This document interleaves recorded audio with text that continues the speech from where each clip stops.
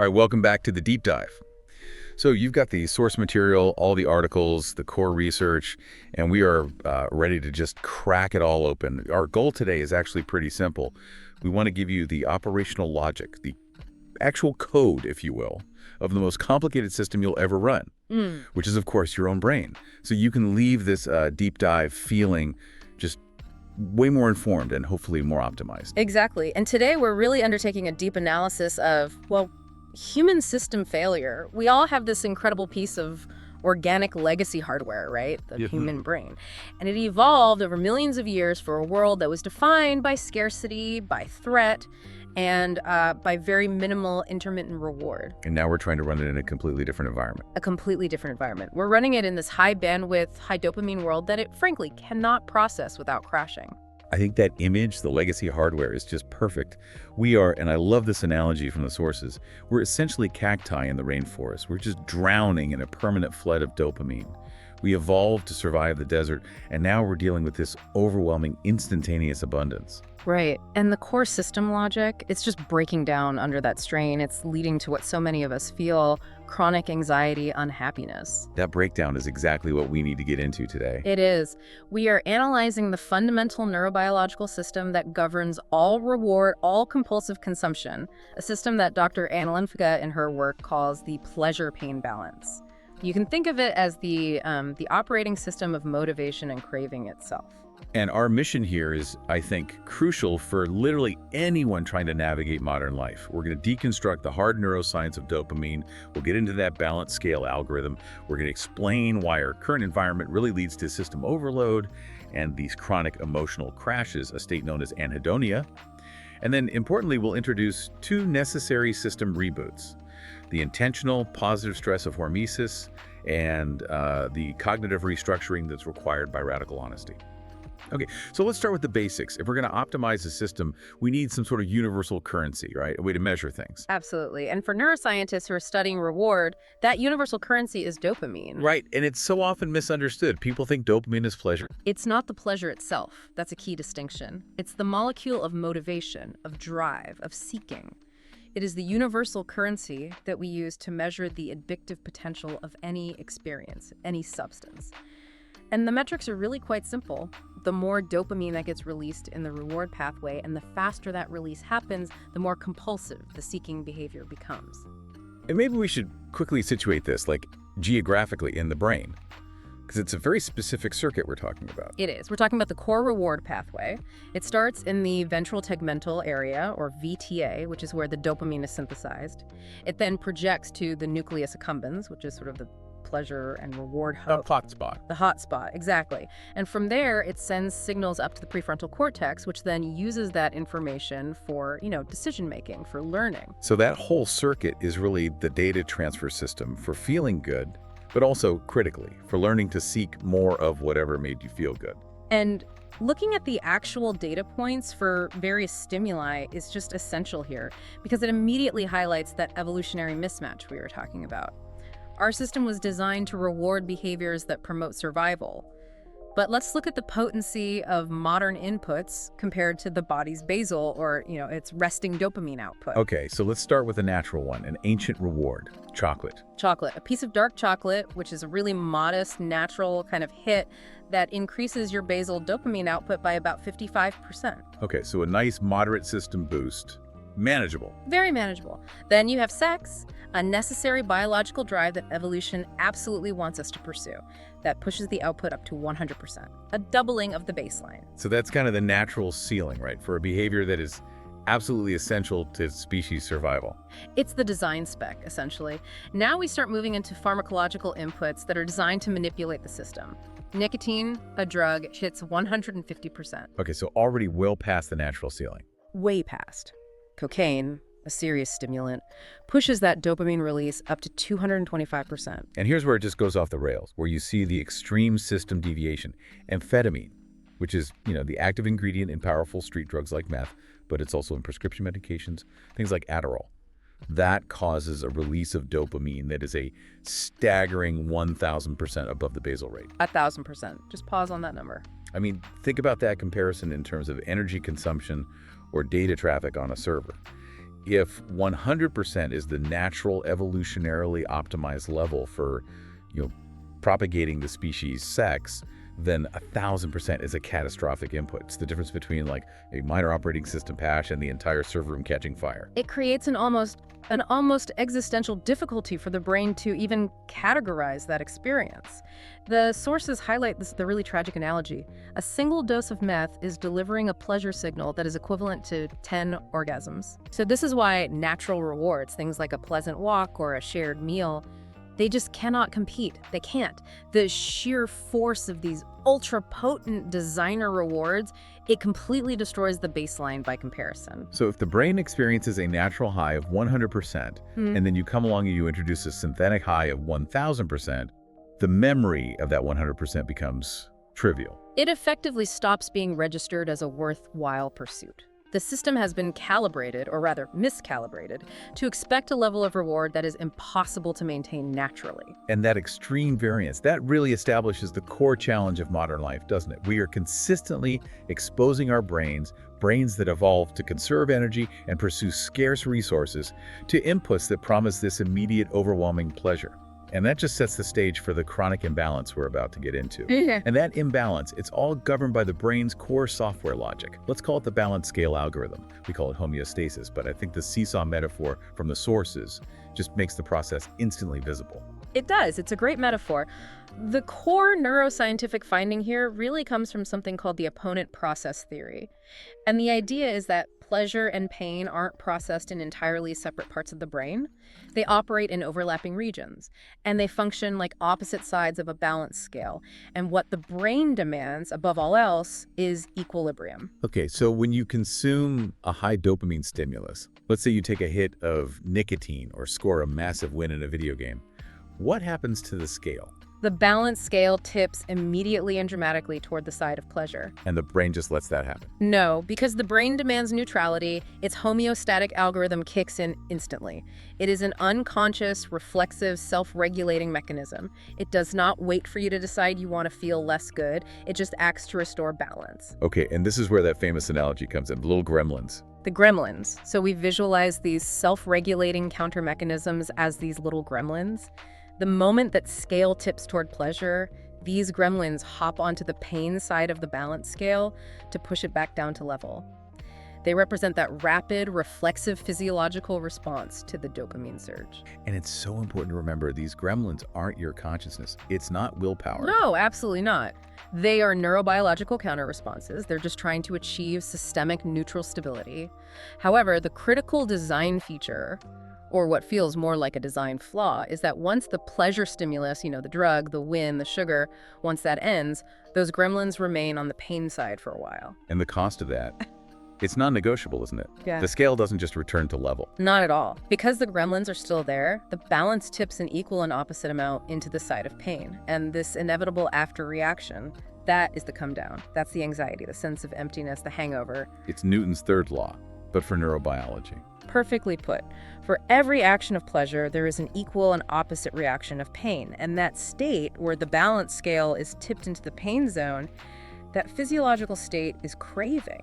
It's that uncomfortable feeling that drives the brain to seek the substance again, simply to lift the scale back to neutral. So the craving isn't driven by wanting to feel good again, not at first.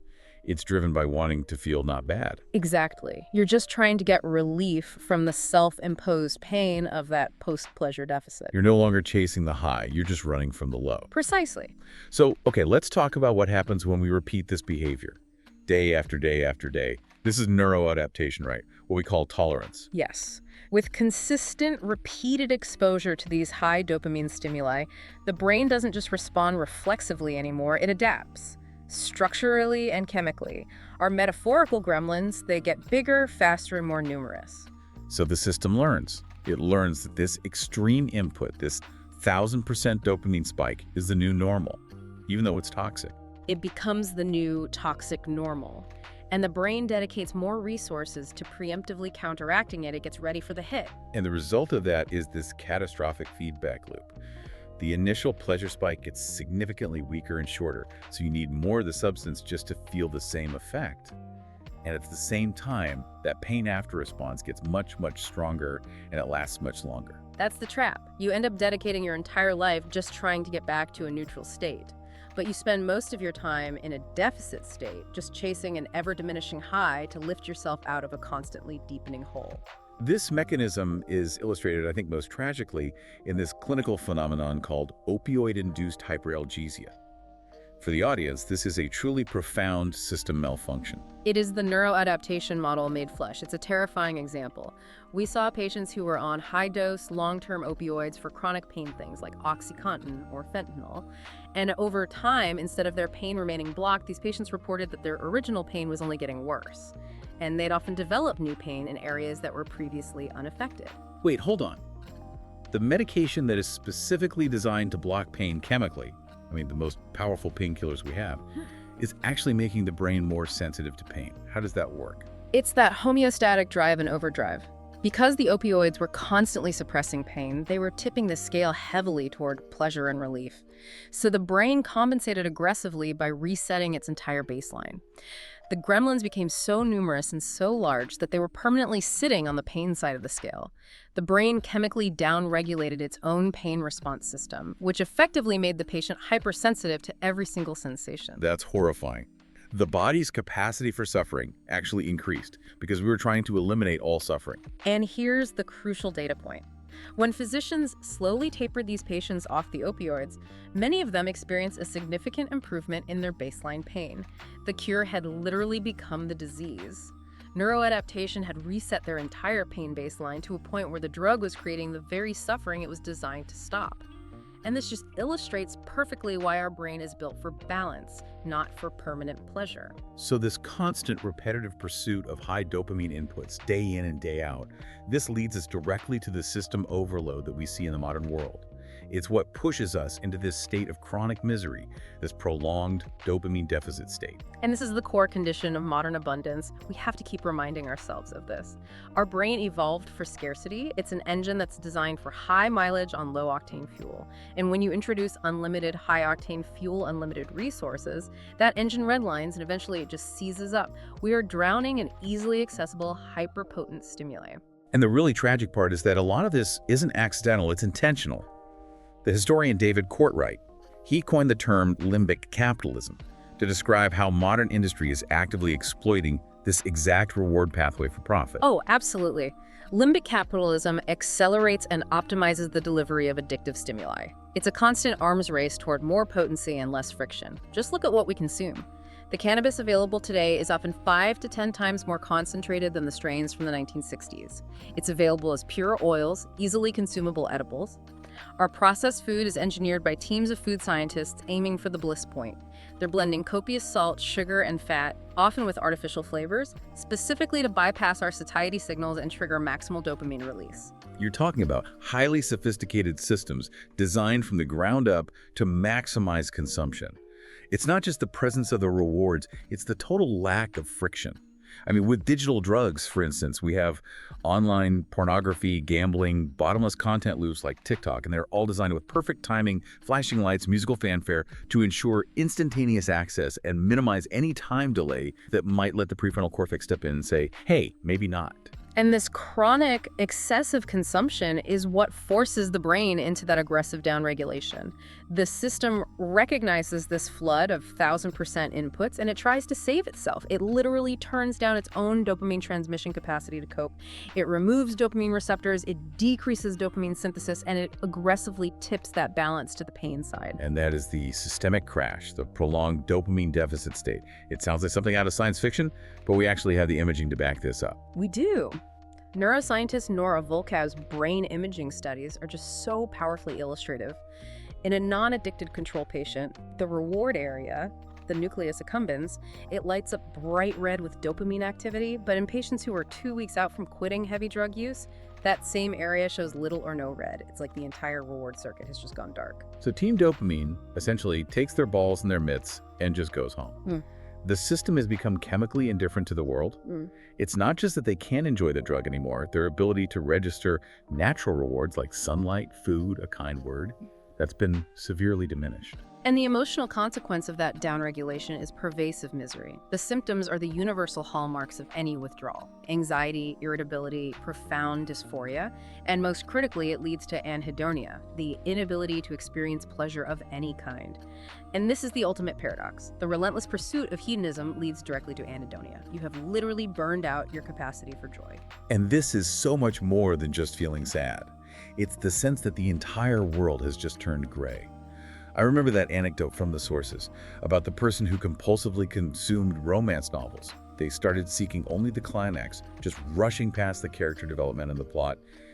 And eventually, their pleasure center was so depleted that even the act of reading, which they once loved, became unbearable. And that just illustrates that the behavior doesn't even need to be illegal or traditionally addictive.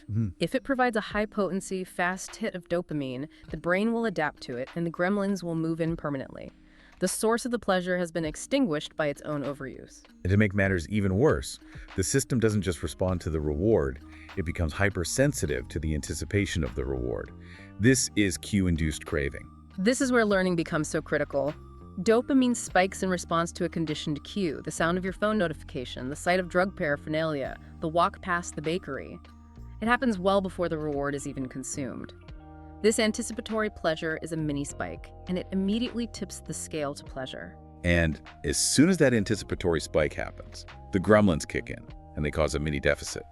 And that immediate physiological state of deficit, that is the craving. Yes. It's the urgent need to close the gap that the anticipation just created. It's what drives the drug-seeking behavior. And the system punishes disappointment fiercely, doesn't it? Oh, fiercely.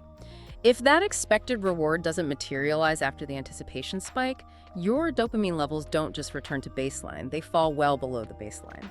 That sharp drop from an unmet expectation is actually worse than if the reward was never anticipated at all. It shows you the intense cost of engaging that prediction circuit and then failing to deliver. And this problem is persistent. It's sticky. These high dopamine rewards cause what's called experience-dependent plasticity. The very structure of the dopamine-producing neurons can actually change. They can grow longer, more numerous dendrites, and these changes can persist for a lifetime, which means the brain is perpetually sensitized to that cue. That memory creates a persistent drawback to compulsive use. Even after years of abstinence, the brain has been permanently rewired by the experience. So, if our hardware is stuck in this dopamine deficit state, the brain is chemically indifferent, the emotional range is muted, we need a system reboot strategy. And the most compelling strategy, surprisingly, involves intentionally inviting controlled pain.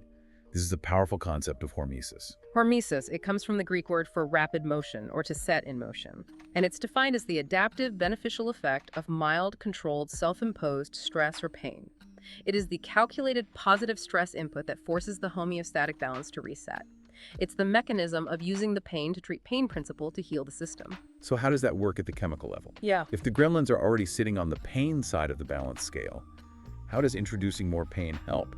Because by pressing the pain side through a controlled stressor, let's say intense exercise or extreme cold, you trigger the brain's internal homeostatic system to fight back even harder.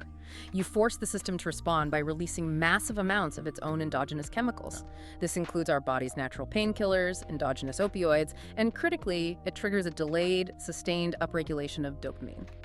The gremlins are essentially forced to switch sides to compensate for the sudden input of intentional discomfort. Okay, so that is the essential difference. Unlike the immediate sharp spike and crash you get from a drug, which forces the gremlins to pile onto the pain side, hormesis forces the gremlins to pile onto the pleasure side, and they stay there for a prolonged period. And that helps reset the brain's baseline sensitivity higher than when you started.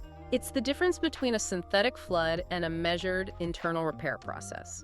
We are asking the system to heal itself by providing a demanding but ultimately survivable challenge. Let's get into the primary case study for hormesis in the modern context.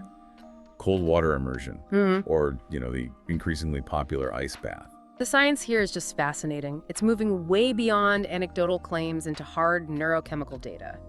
There was a study at Charles University in Prague. They conducted a specific study on men submerged in cold water around 57 degrees Fahrenheit for 1 hour, and they monitored the neurochemical response very closely. And the analytical data here, it really defines the effectiveness of this restorative process compared to, pharmacological manipulation.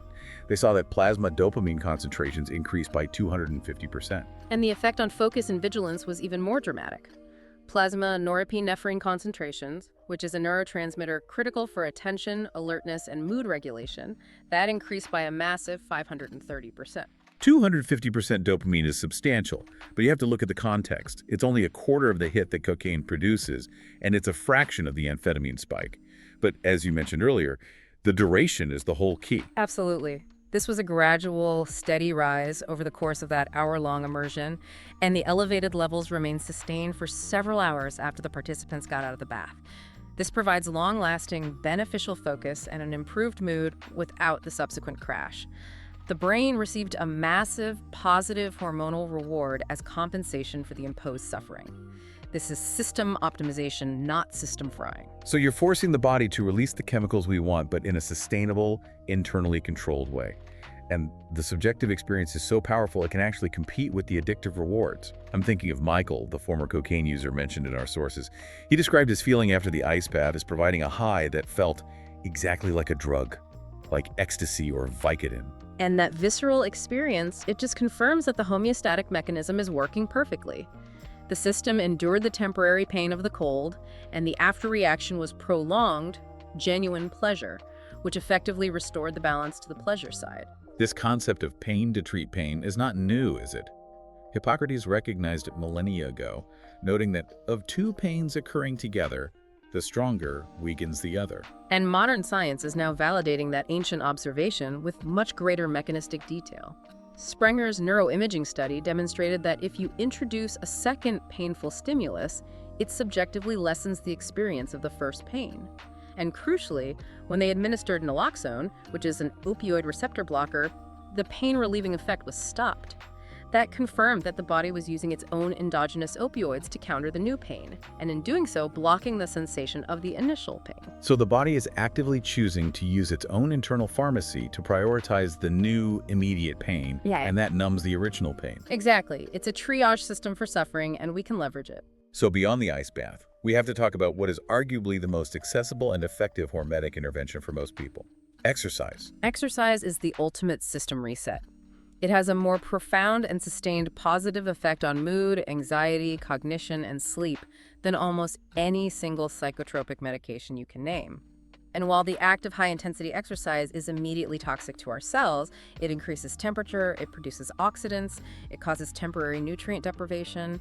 The adaptive response is immense. We're talking about stimulating neurogenesis, the actual birth of new neurons, and increasing the long-term sustainable release of multiple positive neurotransmitters. You get dopamine for motivation, serotonin for mood, norepinephrine for focus, and even endocannabinoids, which are what produce the runner's high. The discomfort of the workout forces the brain into a state of intense adaptation, and the reward is a reset pluck line and a dramatically improved internal chemistry that lasts for hours, if not days. And this principle of hormesis, it extends beyond the physical and into the psychological realm. You can build mental calluses through controlled exposure. Think about exposure therapy. David, the patient in our sources who struggled severely with social anxiety. He incrementally exposed himself to his fear talking to strangers, standing up in meetings. This intentional, self-imposed emotional stress builds tolerance. It's neuroadaptation for the psyche. Every single time he exposed himself to that fear and survived, the brain rewired itself. It built thicker mental calluses that expanded his comfort zone. It's perfectly analogous to the discipline required by a free solo climber like Alex Honnold, who systematically reduced his fear response through deliberate incremental practice until what looks outrageous to us, climbing a cliff without a rope, felt normal to him. In every one of these cases, the cold, the physical exertion, the social fear, the underlying mechanism is exactly the same. You endure the painful stimulus long enough for the homeostatic system to kick in and compensate with endogenous, sustainable reward. Okay, but we have to introduce the necessary caveat here. The reward system is indiscriminate. You can become addicted to pain and suffering just as easily as you can become addicted to pleasure. This is a critical warning. The intense fear and adrenaline from extreme sports, like high-altitude climbing or ultramarathoning, they provide such a potent natural cocktail of adrenaline, endorphins, and dopamine that frequent exposure can lead to tolerance. The balance scale resets to the pain side, and the user finds regular life dull, tedious, and anhedonic Because the reward signal is just too weak. Right. The quiet joy of a regular family dinner just cannot compete with the adrenaline rush of skydiving. And this compulsion is perfectly illustrated by the running wheel study. Rodents with access to running wheels will sometimes run until their tails are permanently curved, or even until they die. It shows that even behaviors we categorize as healthy can be co-opted by the same reward pathways that drive compulsive drug use. The brain prioritizes the flow state and the chemical compensation, even if the eventual outcome is self-destructive. The dose makes the poison, even when the substance is effort. So if hormesis is the physical system reboot, kind of the hardware fix, then we need a cognitive and behavioral component to maintain that new balance. And this brings us to system integrity, which requires a dual strategy of radical honesty and self-binding. We have to start looking at radical honesty, telling the truth about things large and small, as a way to actively strengthen and reinforce our prefrontal cortex, the PFC, which is, of course, the region of the brain that manages executive function, future planning, and delayed gratification. And lying is cognitively expensive, isn't it? When you lie, you have to hold the truth in your head, formulate the lie, and then track the lie. That's a huge cognitive load on the PFC. Precisely. Lying requires significant cognitive resources. Our sources reference the Rough study, which used transcranial direct current stimulation, or TDCS, to stimulate the PFC.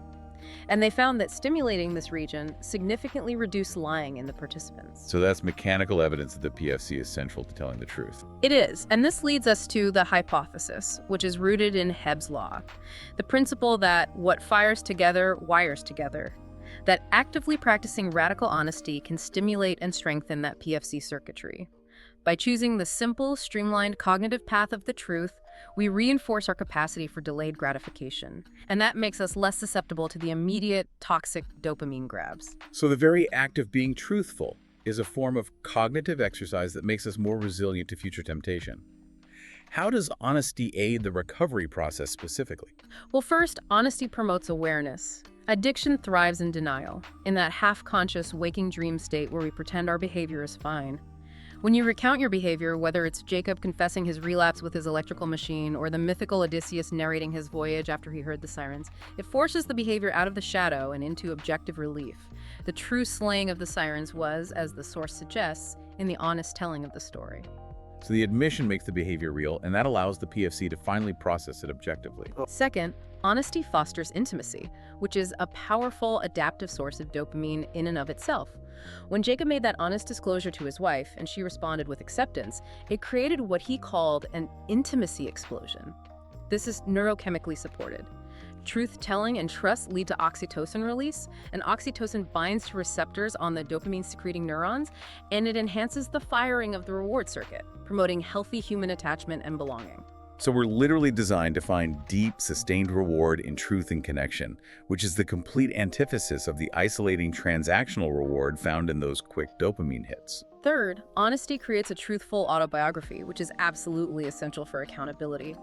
Patients who only tell victim narratives, blaming external forces for their unhappiness or their consumption, they are far less likely to heal. Truth-telling forces responsibility, which is profoundly empowering. And that accountability shifts your entire mindset. When we're honest and reliable, we create a predictable, safe world live. A plenty mindset. We trust that future payoffs will actually materialize. You contrast that with the perpetual scarcity mindset fostered by lies and dopamine chasing, where people prioritize short-term gain because they just lack confidence in any distant future payoff. That scarcity mindset is the hallmark of the deficit state. Now, realizing that cognitive strengthening is only part of the solution, we have to move to the practical engineering strategy, self-binding. Right. If willpower is a finite resource, and it is, then relying on it to stop yourself from consuming high dopamine inputs is just a losing game. We have to engineer friction between desire and consumption. This is the ultimate lesson of the Odysseus method. You know you're going to be weak, so you tie yourself to the mast before the ship passes the sirens. And this engineering is a modern necessity, because external laws are almost useless in a world of unlimited digital and chemical access. We can categorize self-binding into 3 strategic types: physical, chronological, and categorical. Okay, so physical binding space. That involves creating literal distance or barriers. This could be throwing Jacob's machine parts into a dumpster he can't reach, or getting rid of a Kindle to eliminate that instantaneous access to romance novels. Or, most popularly, using a timed lockbox, like the K-Safe for your phone, for drugs, for problematic foods. And we can even apply this physically at the cellular level. Naltrexone is a powerful example of cellular self-binding. It's a medication that blocks the opioid receptor and that diminishes the reinforcing effects of various rewarding behaviors, including alcohol and compulsive gambling. You are physically locking the reward pathway to prevent that reinforcement loop from firing. Then you have chronological binding, time. This means restricting consumption to certain times or certain milestones, which forces you to extend your temporal horizon. The source mentions the student who successfully limited his cannabis use until he finished his PhD. And that strategy directly combats delay discounting. This is the phenomenon that shows how aggressively addictive substances shrink a person's future perspective. One study showed that opioid-addicted participants referred to a future that was, on average, only 9 days long. 9 days? 9 days, compared to 4.7 years for healthy controls. 9 days versus 4 years. The sheer magnitude of that difference, it just means they're living in this extreme scarcity mindset. They're only anticipating immediate reward or immediate relief. Chronological binding forces them to look beyond those next 9 days. Finally, we have categorical binding, meaning which involves sorting dopamine inputs into forbidden categories to create a protective barrier. So Jacob, for example, avoided not just explicit porn, but lust in any form, certain TV shows, movies, even women's volleyball competitions, because he recognized these inputs would trigger that addiction circuit. So the category has to be wide enough to truly protect the boundary. But the challenge here is the relentless force of the market. I mean, the initial use of a gluten-free diet as a categorical binder, which restricted consumption of processed, high-calorie, easily accessible foods, that quickly became obsolete. The market just flooded with high-calorie, gluten-free snacks like cakes and pizzas, which redefined the category and collapsed the barrier. So the category itself has to be maintained through constant vigilance. And finally, we have to integrate the power of the group feedback loop through pro-social shame. Shame is so often viewed as destructive, but when it's managed correctly, it is a crucial tool for system integrity. Right, because destructive shame, where the group responds to a transgression by rejecting or shunning the individual, that just deepens isolation, which is the perfect breeding ground for increased consumption. The addict just retreats further into the cycle of lying and seeking oblivion. Pro-social shame, which is exemplified by the Alcoholics Anonymous model, is the antidote. It acknowledges that shame is useful for maintaining community integrity, but it leverages that feeling with immediate acceptance and a structured path to recovery. The specific steps for making amends, the post-shame to-do list. So the cycle becomes positive. Overconsumption leads to shame, which immediately prompts radical honesty and disclosure. That results in group acceptance, which increases belonging and ultimately decreases consumption. The group acts as an external prefrontal cortex and a conscience. And this adherence to strict guidelines, even those that seem arbitrary, like the specific apparel rules of the swim team mentioned in the sources, or the detailed steps of AA, it's actually a utility maximizing principle. Stricter groups are more successful because they effectively enforce high-value behaviors and they ferret out any free riders. And the story of Todd, the surgeon in recovery, it demonstrates this leverage perfectly. The sheer anticipation of having to stand up and admit a relapse to his group acted as a powerful deterrent. The social cost became greater than the chemical reward. Wow. We've covered a massive amount of ground today, moving all the way from chemical overload to engineered recovery. Let's try to synthesize this journey. We recognize that our ancient brain is crashing under system overload, that it's trapped in a chronic state of anhedonia because the pleasure-pain balance is perpetually tipped toward pain. And we established that true recovery requires so much more than just willpower. It necessitates an engineered system reboot. We have to intentionally invite controlled stress hormesis to trigger these endogenous adaptive responses that can sustainably reset our balance. And crucially, this physical reset has to be combined with a deliberate strengthening of our prefrontal cortex. We do that through radical honesty and strategic self-binding, which creates the essential friction, the space, and the time needed to interrupt the reflexive pursuit of cheap, immediate dopamine. The unifying theme, really across all the sources, is that the world is indeed magical and awe-inspiring, but the full, rich rewards are reserved for those who choose full immersion in reality. The real pain, the real struggle, the real connection, rather than seeking escape into fantasy or chemical oblivion. And I think the most important thing to internalize here is that these rewards, they're not immediate. They accumulate over time, often unseen. The immediate feeling of the cold bath is pain. The reward comes hours later. It's like Dumbledore walking down a darkened alley, lighting the street lamps. Only when you reach the end and look back can you see the full, continuous illumination of your slow, painful progress. So let's review the 10 lessons of the balance, the key takeaways from our deep dive into the operating system of motivation. Okay. 1. The relentless pursuit of pleasure and the total avoidance of all discomfort and pain leads inevitably to a greater state of pain anhedonia. 2. Recovery and a system reset begins with a mandated period of abstinence, a dopamine fast, to allow the gremlins sufficient time to hop off the balance scale. 3. Abstinence restores the brain's baseline reward pathway, and with it, our capacity to take sustained joy in simpler, more natural pleasures. 4. Self-binding creates the necessary literal and metacognitive space between desire and consumption, which is a vital, non-negotiable strategy in our dopamine-overloaded world. 5. Pressing on the pain side through intentional hormesis is the powerful mechanism that forces our body to restore the balance back toward pleasure, enduring the momentary cost for the sustained benefit. 6. But you have to be aware of getting addicted to pain. The reward pathway is indiscriminate, and even healthy, challenging behaviors can become compulsive if taken to an extreme, leading again to tolerance. 7. Radical honesty promotes essential awareness. It enhances intimacy through oxytocin release, and it fosters a plenty mindset that builds trust in the future. 8. Pro-social shame, which is accountability with acceptance, affirms that we belong to the human tribe, leveraging group adherence to enforce high-value behavior. 9. We have to consider the full cost of medicating away all human suffering, understanding that in doing so, we risk losing access to the full emotional range, including powerful, life-defining emotions like grief, profound connection, and genuine awe. And 10. True. Lasting escape and meaning are not found by running away from the world or seeking oblivion, but by immersing ourselves fully and authentically in it. And this leaves us with the final, really challenging thought that underpins all of this analysis.